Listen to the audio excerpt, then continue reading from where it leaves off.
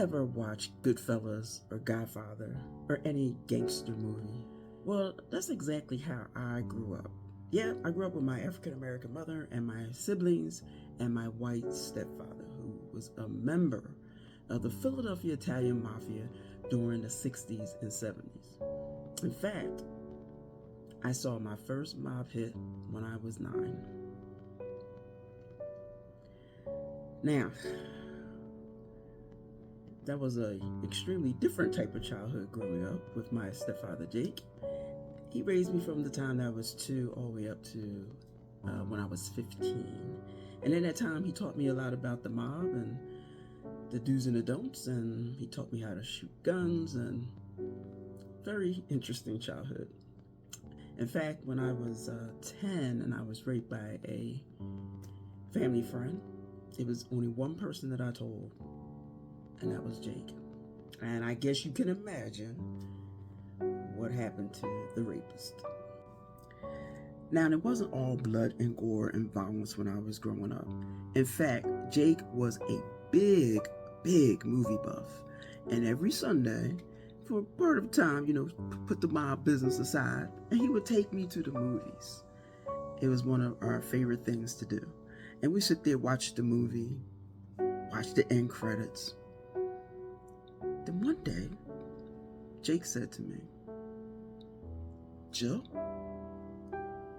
I'm going to see your name and lights up on that big screen one day. You're going to be a director."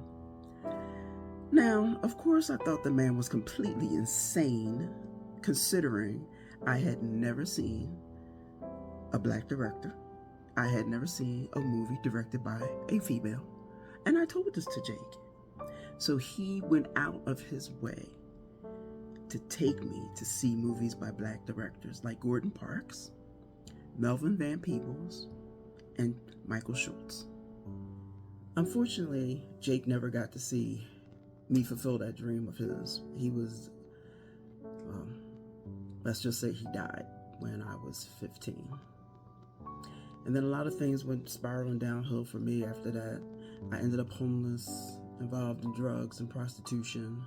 But in the back of my mind, I always held on to that dream that Jake had to see my name in lights.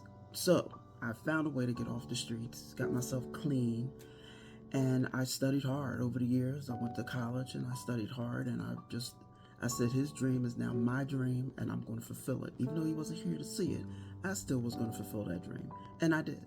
I became an award-winning filmmaker, just like Jake wanted. And my name had been up on the big screen, just like Jake wanted. And I know that without Jake, I would never become a filmmaker. He believed in me. He saw what I couldn't see, what I dared to dream at a young age. And it was that dream of his that kept me going through a lot of hardships as I was growing up. And I know he was a mobster. I know he did bad things. I know he killed people. But to me, he was just my dad.